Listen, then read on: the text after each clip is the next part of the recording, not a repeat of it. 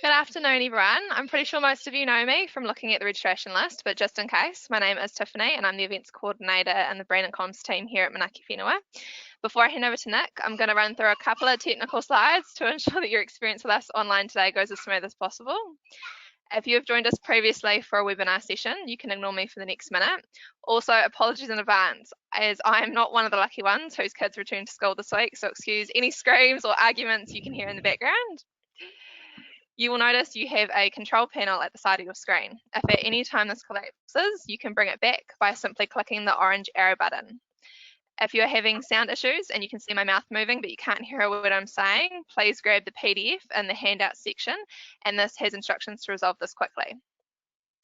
The audio panel is where you can control where the sound plays on your computer. Select the drop-down arrow and choose your audio output. During the presentation, you may have questions that you want to be covered in the Q&A session. You can do this via the chat panel throughout the session today. You will notice it is pretty small and it will be hard to read other attendees' questions. So select the pop-out icon on this panel and drag the corner out to make it as big as you want. You can also use this feature if you're having technical issues and ask me any questions. Questions asked by the audience show as anonymous in a green colour in the chat panel. However, please note we will use your name in the Q&A session. If I respond to you regarding a question, this will show as read. Now over to Nick to introduce you to the second of the I330 session.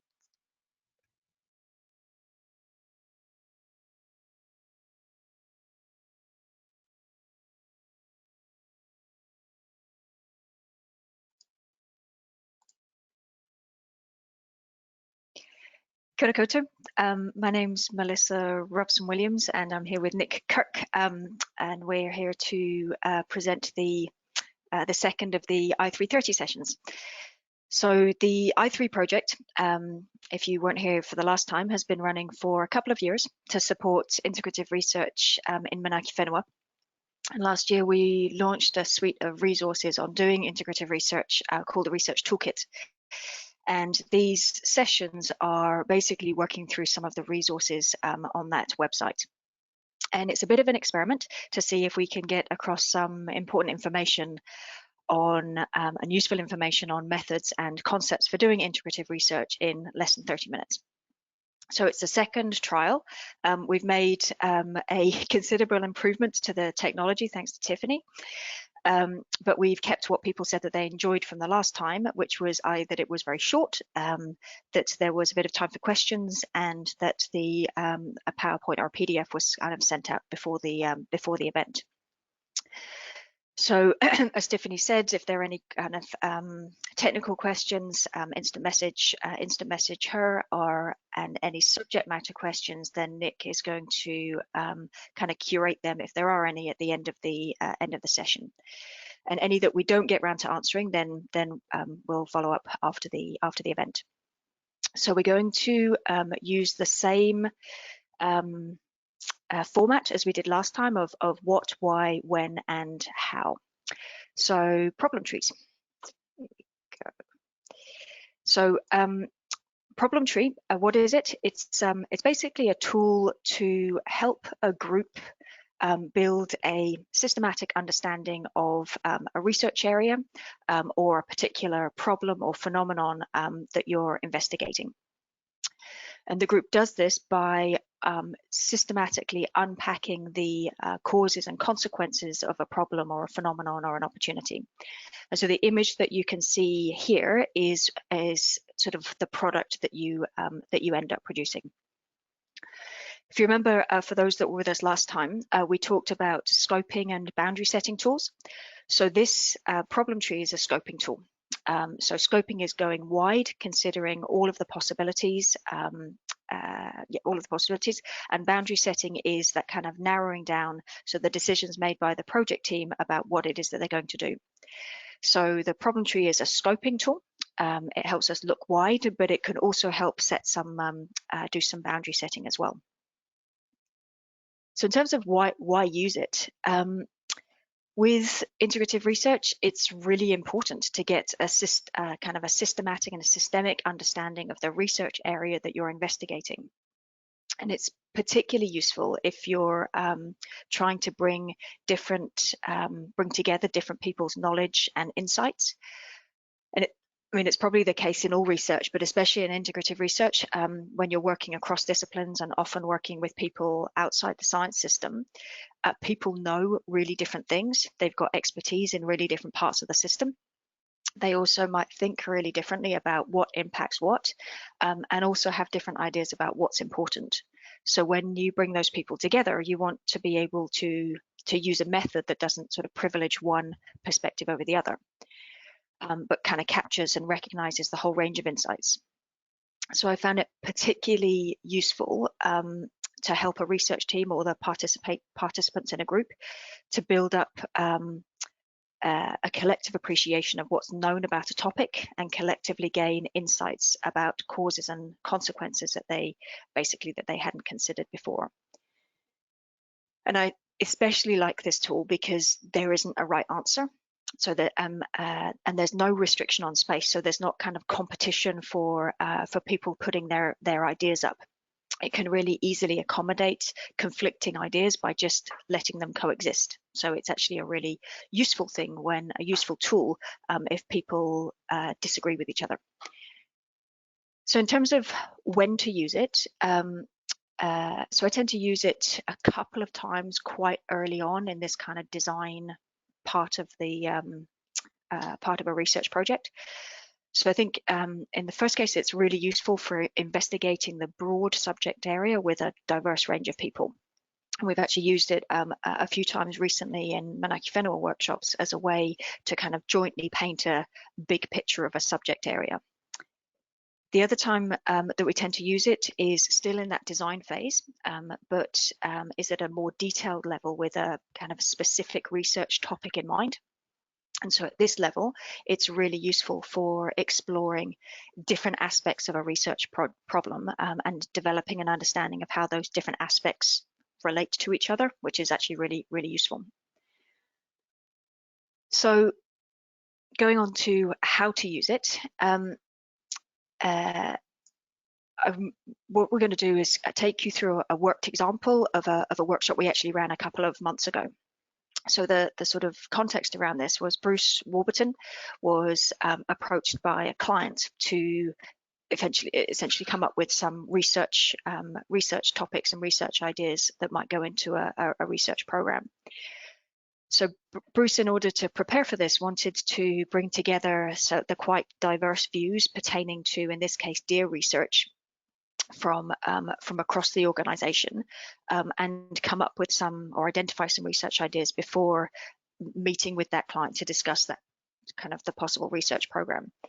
So Bruce came to have a chat, and we thought that a short session, because we actually were quite constrained on time, but we thought that a short session with some internal folk using this problem tree methodology would kind of do the trick. So that's the example that I'm going to tell you a little bit about.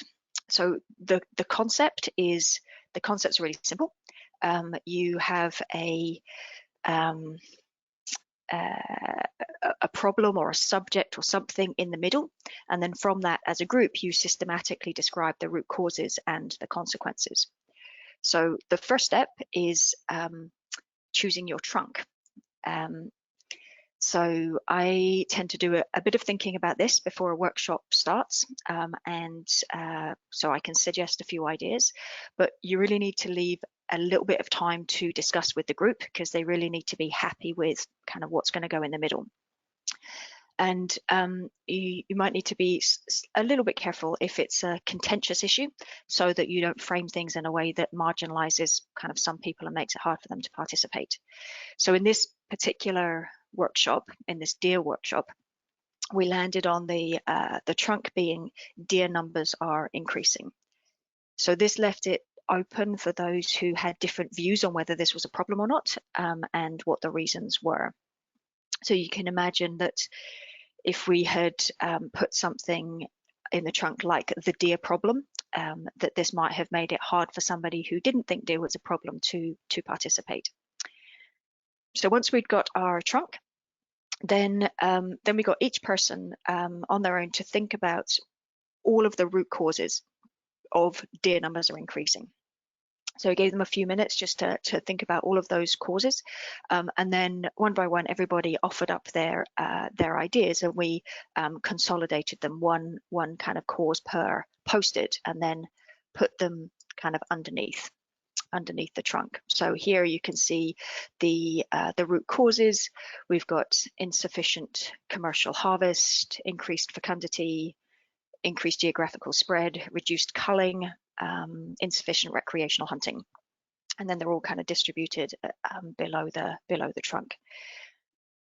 So once we arranged them like that, we got people to stand back and have a look at that and think if there was anything missing. So this is when it's really beneficial to have that diverse group, because we can pick up on each other's blind spots. So once people had done that and they were happy with those being the main root causes, we then got people out into pairs and to take one of those causes and then discuss between them what factors underlie that cause. So what caused that cause? So people did that several times for each of those root causes, and what you see happening is that people rapidly start to think about a much broader set of influences on, in this case, on the phenomenon of deer numbers increasing. So we're just going to show you a kind of an example of that. So this is one of the causes. So insufficient recreational hunting. So as people unpacked the first, they found that they thought a contributing factor was a change in human diet, the ethics, so not killing to waste, lower market desirability of wild venison, less foot hunting, so fewer people hunting on foot, and increased trophy hunting, so a change in what it was that people actually wanted to hunt. People then unpacked those a little bit further, and so for the underneath the changing human diet, people thought that employment, changing tastes of society, increased access to alternative foods, non-wild foods, increase in mobility, perceived toxin level in wild foods all contributed to that change in human diet. The ethics, this is a particularly interesting one. So hunters, apparently some hunters don't like seeing deer as pests, and so killing to waste is a management strategy that you would use for a pest species. So there was some people didn't want to do that because they didn't want to kind of they didn't like thinking of deer as pests. Also these hunting norms, so spoken and unspoken codes of conduct within the hunting community caused that ethics of not killing to waste, and actually a policy, a law, which is that you're not allowed to gift wild venison. You can only eat it in yourself and your family. So people thought the changing values of meat consumption was a cause of the lower market desirability of wild venison. And less foot hunting was impacted by easier alternatives by road and landowner protection, so lack of access. And then just one final one, people kind of unpacked the changing tastes of society a couple more times and thought that urbanization and decreased costs of alternative or non-wild foods was a key cause of that. So as you can see, from deer numbers are increasing to insufficient recreational hunting, suddenly when people try and unpack those root causes, they start to really think about a much broader set of influences. So then we got so when each kind of group had gone through this exercise, we got each pair to describe to the rest of the group their root causes that they'd been unpacking. And it was really useful at this point to leave some time for discussion, because other people had really good insights. They had good things to add. They created connections with some of the work that they'd done, or some of the root causes that they'd unpacked. So it was really useful. It added a lot just to leave a little bit of time here for a bit of discussion. And what we ended up with was this. So where we could see all of the all of the root causes unpacked. So then we switched focus to consequences. And we went through the same process again, asking people to think about the consequences of increased deer numbers. And again, we consolidated these one per post-it. So you can see here we've got increased need for control, increased social conflict, change in Mahinga Kai priorities, accidents, damage or changes to productive and natural landscapes, reduced quality of animals and increased disease risk, and increased enjoyment of seeing large wild animals. So again, the same as the causes there, you can have things that are conflicting here, and it just adds to the richness of the picture. So once we've done that, the pairs again took a couple of consequences and unpacked them a few more times, and ended up with something like that. So you can see all of the consequences unpacked a bit. So if we just zoom in here, so a couple of the consequences. So reduced quality of animals. So the reduced quality of animals led to decreased enjoyment of hunting, which led to a reduction in hunting, which could increase deer numbers. Increased disease, reduced quality of animals, leading to not shooting skinny animals because people didn't like shooting skinny animals, again, which could lead to an increase in deer numbers, but also a parallel increase in desire from some hunters to more actively manage the herd. Consequence of increased deer numbers could be increased disease risk, leading to a decrease in recreational hunting for meat because people don't want to hunt things that are diseased, leading to an increase in deer numbers.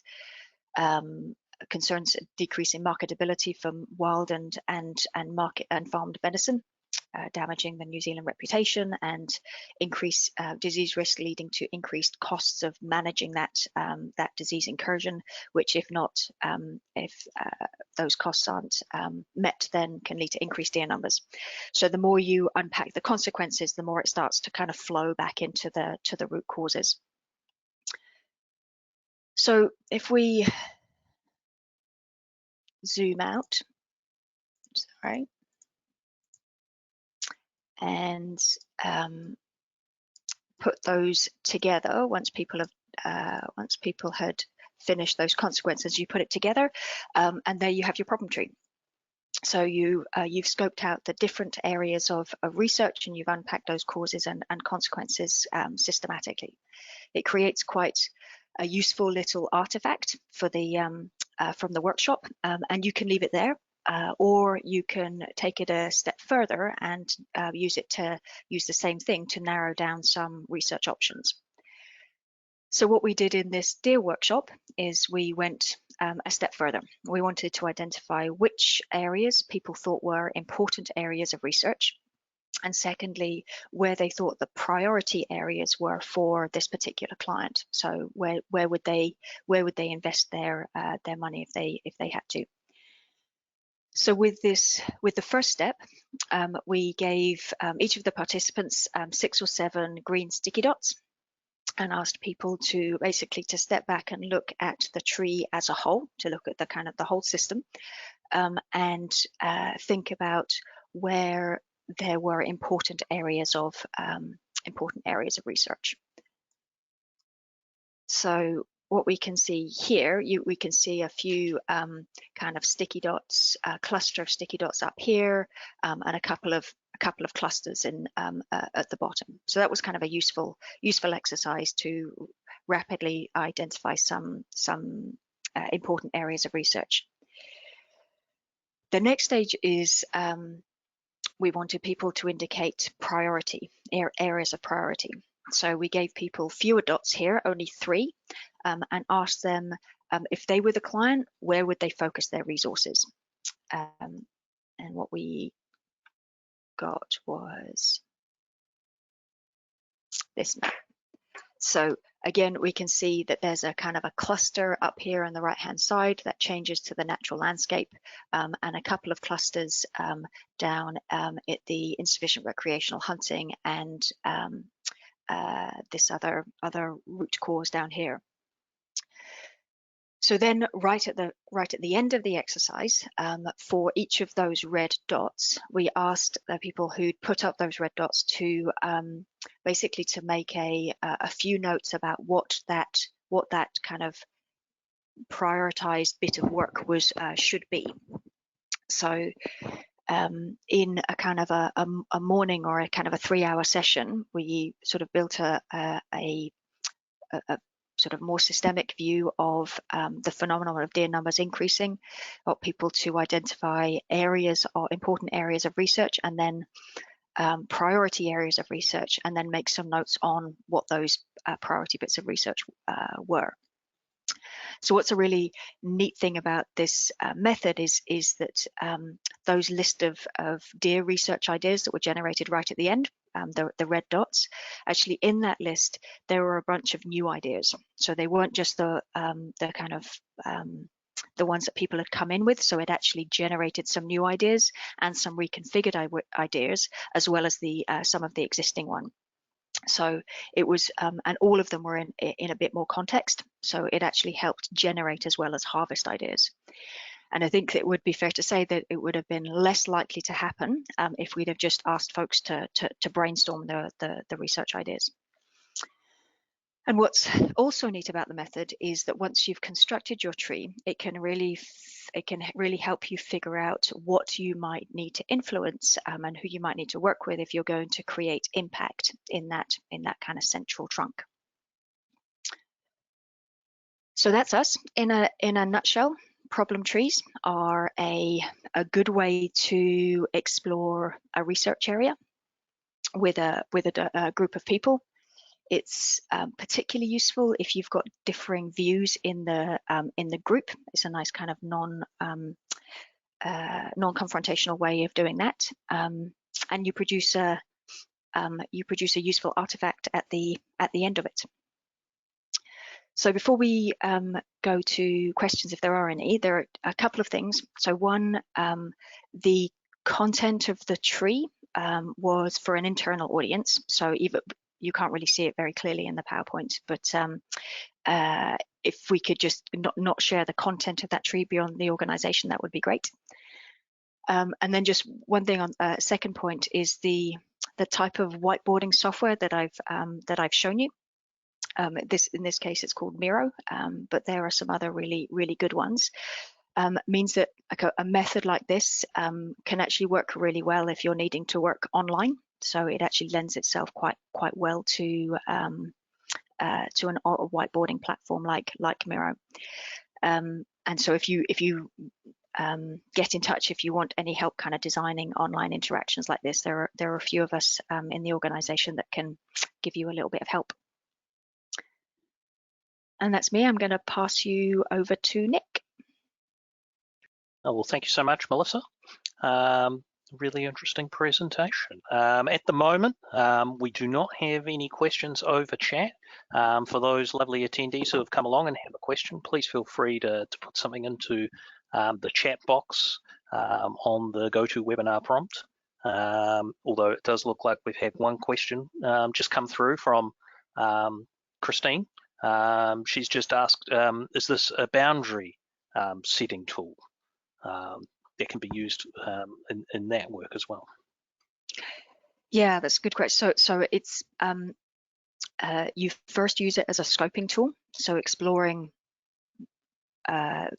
exploring all of the possibilities, but I think it's quite useful to use it as a boundary setting tool as well, because it makes it really clear if you decide to identify you're going to work on this bit of research. It shows you what the connections are with bits of the system that you're not working with, and how you might kind of and also how you might kind of create impact. So I think it's quite useful as a boundary setting tool as well. Excellent. One question I had, Melissa, was would you use a decision tree if you were faced with a particularly wicked problem? Are there certain problems that you think have maybe many overlapping causes, then, with a lot of uncertainty, where you think it would be quite difficult to do this? Or under that circumstance, do you think it would still be very useful to go through this in order to try and highlight, perhaps different areas where there was uncertainty in regards to different causes?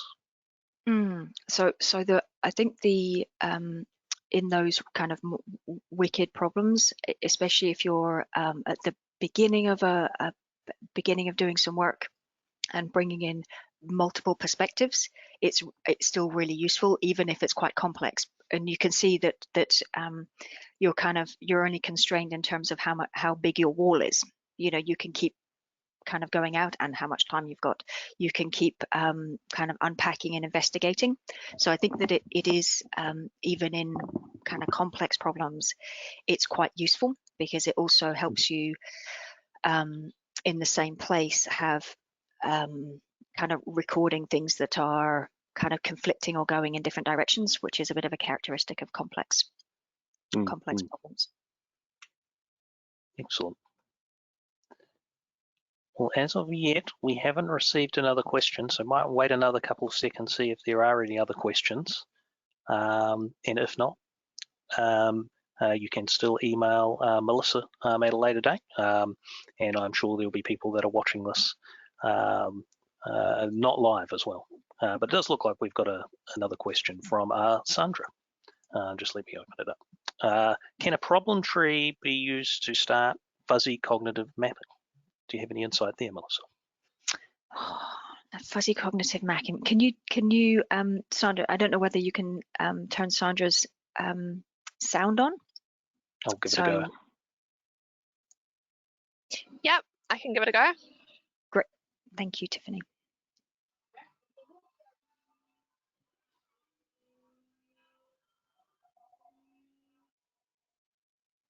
Yeah, that might need Tiffany. I gave it a go, but it didn't work. Sandra, can you talk now? Yeah, can you hear me? Oh, yes, perfect. Yeah. Okay, So, hi. Thanks for the presentation. I was thinking of fuzzy cognitive. You're familiar with this approach? So I'm not sure that I am. So I've heard of it, but can you explain? It's basically a way to articulate cause and effect relationships. Okay. As it can be a precursor to, it can be an end for itself, to understand people's representations. For example, take land use change.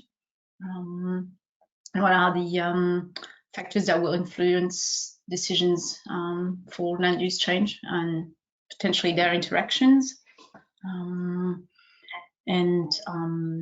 It's essentially at the minimum conceptual model that you can derive from interviews or workshops or whatever. And in a way, what you presented there reminded me a bit of what you end up with in a fuzzy cognitive map.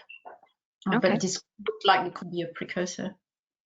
Okay, and so would you use would you build a fuzzy cognitive map with a group, or would you interview a group of individuals and make a fuzzy cognitive map based on what you've learned from that?